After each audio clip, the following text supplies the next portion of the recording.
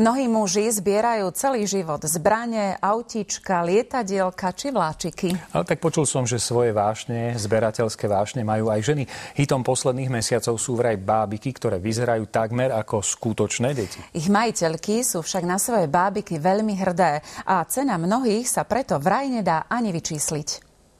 Reborn bábiky sú podľa zberateľiek čarovné najmä tým, že sú na ne rozoznanie od skutočných bábetiek. Majú tie fliačiky, majú žilky na ručičkách, že majú zataté pestičky ako malé detičky. Bábiky sú prepracované do najmenších detailov. Výroba jednej trvá viac než týždeň. Začína sa vlastne robiť štruktúra pleti, tie červenie, žilky, rôzne tie záhyby sa podčiarkujú, vytieňováva sa, aby tá pokožka naozaj vyzerala, že má svoju hĺbku a svoju štruktúru. Každá panenka je originália, každá iná.